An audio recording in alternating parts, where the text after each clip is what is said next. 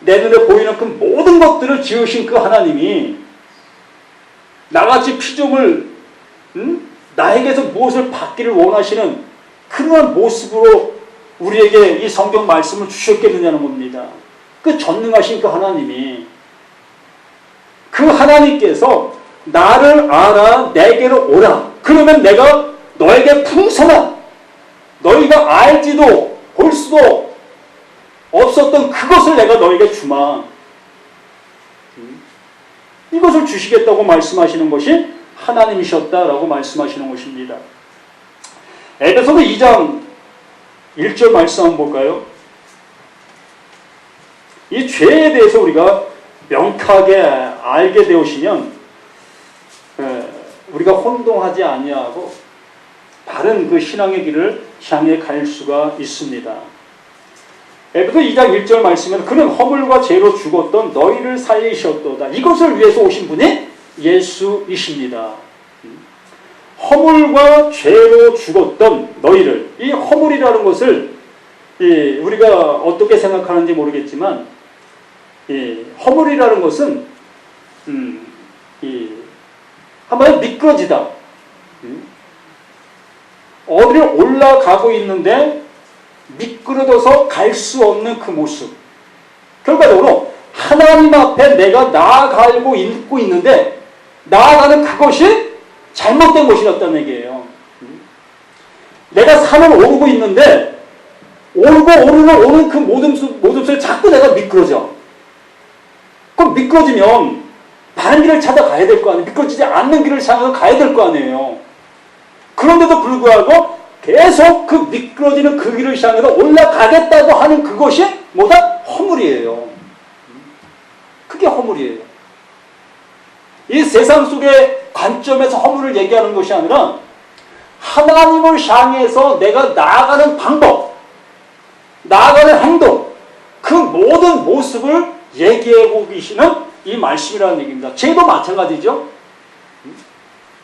죄도 이 하마르티아, 간역을 향해서 내가 쏘았는데 이 화살촉이 이 간역에 가서 맞지 않냐고 비껴나가는 것. 간역을 맞추지 못하고 비껴나가는 것이 뭐다? 죄다. 이게 죄인 거예요. 결과적으로 하나님을 향해서 나아가지 못하는 그 자체가 죄라는 거예요. 내 몸에서 나오는 그 현상적인 그런 죄들이 죄가 아니라 그것도 죄 맞습니다. 우리는 법정에 서야 될 그런 죄를 져서는 안 돼요. 또 남들에게 손가락질 받을 만한 그러한 죄를 져서도 아니 됩니다. 이건 우리들의 일반적인 어떠한 도덕적인 그 모습이잖아요. 우리는 그러한 얘기를 하는 것이 아니라 하나님을 향해서 나아가야 되는데 하나님을 향해서 나아갈 수 없는 그 상태, 그 모습이 죄다라고 얘기하는 겁니다. 그 가인이 아벨을 쳐 죽인 그 모든 모습 속에서 자신의 탐심, 그 에피두미아, 그 탐심으로 인해서 그 가인을 쳐 죽인 것, 결과적으로 나의 어떤 잘못됨과 옳지 못함을 보아야 될 것인데 나의 잘못됨과 옳지 못함을 보려고 하지 아니하고 다른 사람의 것을 내가 뺏으려고 하고 있는, 하나님의 것을 내가 바르게 알아 그분이 주시려고 하는 그 은혜를 받아야 되는데 그 하나님의 것을 내가 뺏으려고 하고 있는 그 상태, 그것이 죄라는 얘기예요.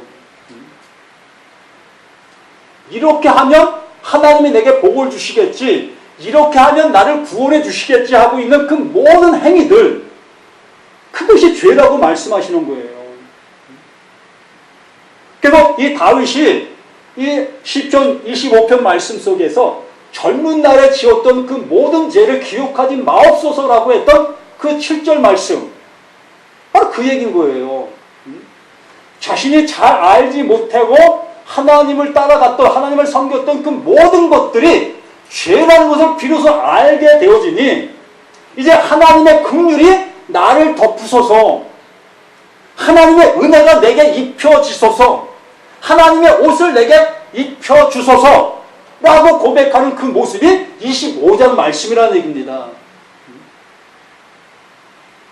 우리들도 마찬가지 이렇게 하나님 앞에 나와 예배드리는 그 모든 모습 속에서도 내 어떠한 그 하나님의 뜻을 알지 못하고 내 열심과 내 모든 모습을 가지고 이 자리에 와 있다면 그게 죄라고요.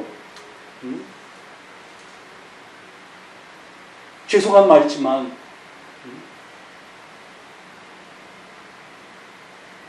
이 성경에서 말씀하시는 그 죄는 그거밖에 없어요. 나의 열심과 나의 어떠한 것으로 하나님의 것을 얻으려고 하는 그 모든 행위, 그것이 죄라고 말씀하시는 거예요. 그러면 우리는 하나님 앞에 나의 것을 드릴 것이 아무것도 없어요. 오히려 하나님, 나는 아무것도 없습니다. 아버지 앞에 드릴 것이 아무것도 없어요. 그게 해벨이에요. 그게 하나님이 기뻐 받으시는 그 자라고 여기는 거예요. 교회는 그러한 모습, 그러한 무리들이 모이는 곳이 되는 곳입니다. 그러한 무리들이 모여서 그러한 무리들을 더욱더 함께 하려고 하는 그러한 모습이 되어야 되는 것이 교회라는 것입니다. 세상에서 건져낸 것, 에클레시아. 세상의 욕심적인 그러한 관점에 있는 그 모든 모습에서 건져내어 헤벨들이 모이는 그것이 교회요. 내가 그 상태가 된 그 상태가 내가 교회가 된 거예요. 우리는 그러한 사람들인 거예요. 내가 그러한 자가 되어졌다는 것을 알게 되어졌을 때에 이 성경 66권이 어느 한 말씀도 빠짐없이 내게 복음으로 들리게 되는 것입니다. 생명의 말씀으로 들리는 거예요. 저주 같은 말씀이지만 이것이 나에게 생명을 주시려고 하시는 하나님의 은혜였군요. 이렇게 들리는 거예요. 우리가 로마서 6장 23절 말씀을 잘 알고 계시잖아요. 네? 죄의 삭은 사망이요. 이 사망, 이 말씀이 나에게 생명의 복음으로 들릴 때가 오나니 바로 이때라. 그 말씀이 내게 들려질 때 그것이 내게 아들의 음성, 그 진리의 말씀으로 그 깨끗한 말이 내게 들어와 나의 거짓된 그 모든 것을 몰아낸 날이에요. 그날이 바로 이 날이다. 바로 이 날이에요. 은혜 받을 날. 바로 이 날이 은혜 받을 날이요. 이 날이 뭐다? 구원의 날이로다. 그것이 이루어지는 그것이 우리에게 영원한 복이다라고 말씀해 주시는 것입니다.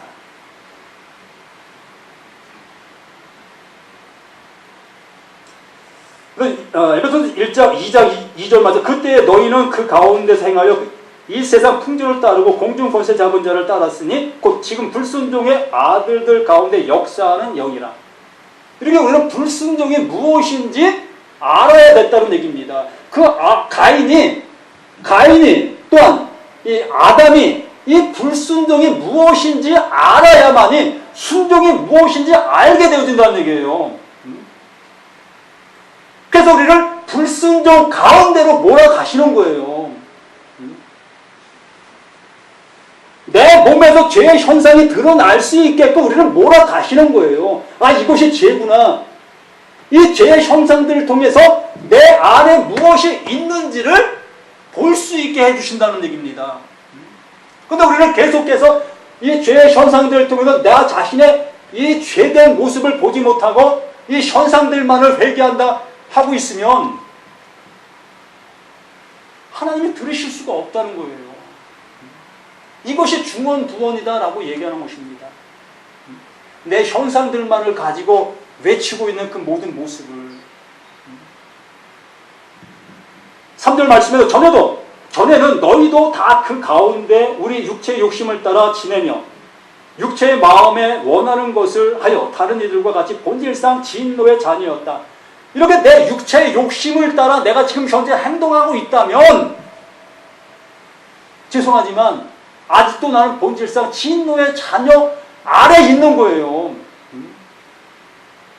육체의 욕심을 따라 이 교회 다니고 말씀을 듣고 그런 모습에 있다면 난 아직도 진노의 자녀, 그 마귀의 자녀, 그 마귀 자체 그 모습 속에 존재하고 있는 거예요.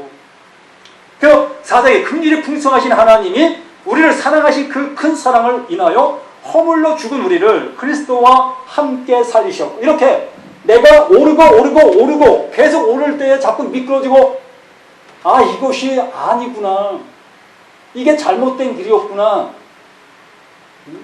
이것을 알게 된 자를 어떻게 한다?